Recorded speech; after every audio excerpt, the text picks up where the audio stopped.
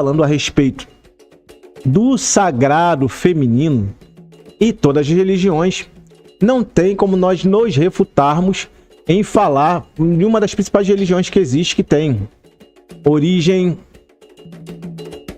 abrâmica, judaico-cristã. No caso, a gente vai falar de Ashirá. Se eu não me engano, o nome da deusa é Ashirá.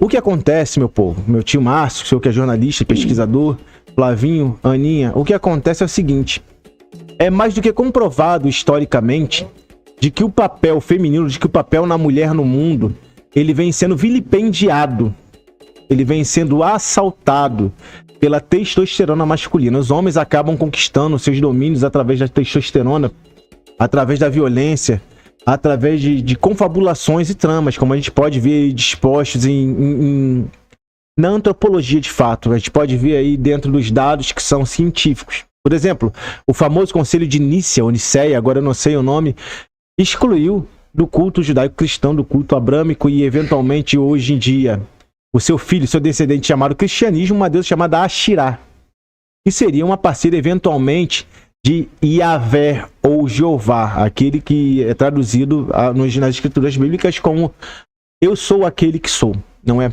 E a gente entende que isso tudo é feito geralmente por homens, tá? E outras religiões no mundo, obviamente, têm no seu tronco, no seu eixo central, protagonistas que são femininas, aliás.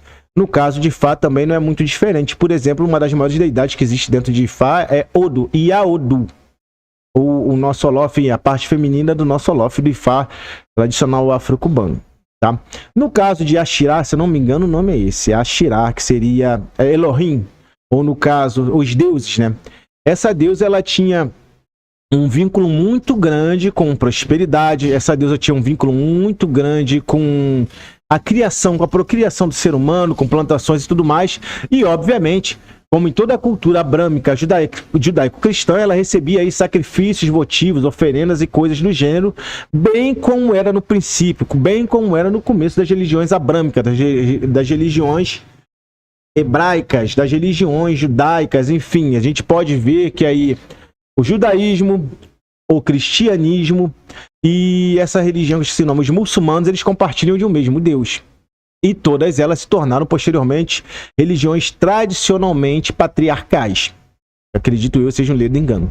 Quando você avança um pouquinho mais nesse tipo de pesquisa, você encontra aí, por exemplo, um livro que se tornou filme, mas através de especulações, através de dados antropológicos, que é o Código da Vinci, que fala que Jesus Cristo teria eventualmente tido a possibilidade de ter se casado com Maria Madalena, ou Maria de Magdala, e posteriormente teria tido filhos, e daí se disseminou o filme. Enfim, é uma parte especulativa, a qual tanto os cultos a católica, apostólica romana, ortodoxa, e os cultos que são, evidentemente, os pentecostais, os evangélicos de hoje em dia, a igreja luterana, acabam por sonegar. A Maria Madalena aí ocupou a vez de ser mulher da vida, para não falar um nome mais depreciativo.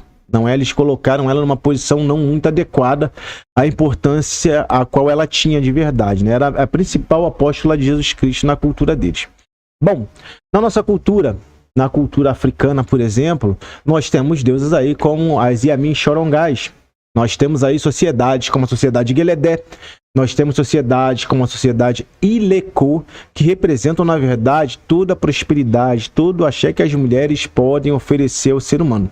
Dentro do prisma, da perspectiva, da paleta de informações da nossa cultura de Ifá afro-cubano, a qual temos diversos IPCs, mas esses IPCs eles são incutidos em cerimônias. Obviamente, utilizamos nomenclaturas que são diferenciadas para poder dar esse nome de IPC. Por exemplo, na iniciação de Babalaô, temos uma Muraie, que nada mais, nada menos é que uma cerimônia para poder apaziguar esses orixás, e outras cerimônias também que fazem parte da iniciação. Por exemplo, no momento em que a gente vai em determinado local, eu não posso estar falando por questão de sigilo, de secreto, de AU, também a minha Chorongá está ali presente. Da mesma forma que em diversas coisas que nós fazemos habitualmente. Por exemplo, como jogar o sangue dos animais de pena em cima de qualquer orixá que seja e cobri-los com as penas.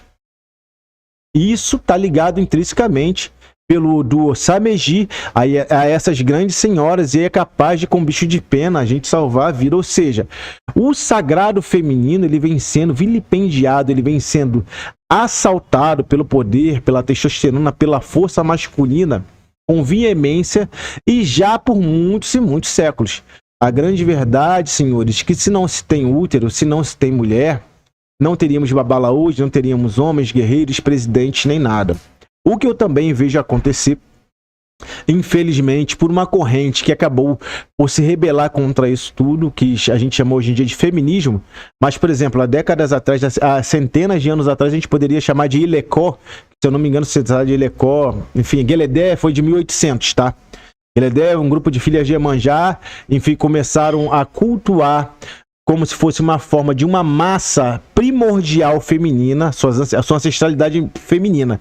Só que o que acontece? São os homens que utilizam as máscaras, que dançam.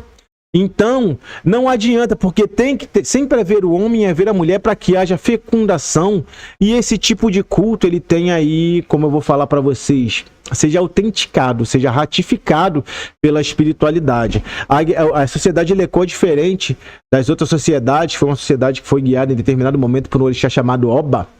Não é? É uma sociedade ao qual a mulher ela deu o grito de independência, são guerreiras, da mesma forma que no Jeje, por exemplo, as guerreiras do Fombé atacavam, destruíam, dizimavam o exército, todas elas eram mulheres. Ou seja, o sagrado feminino, ele existe desde o começo dos tempos, mas realmente vem sendo destruído pela presença do homem, vem sendo usurpado, como foi em Cuba, por exemplo, onde hoje em dia, para você fazer o Itá de um Oxa lavado, precisa ter um Obá.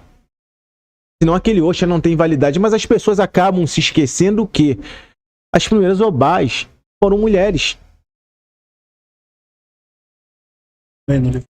Aonde está o erro?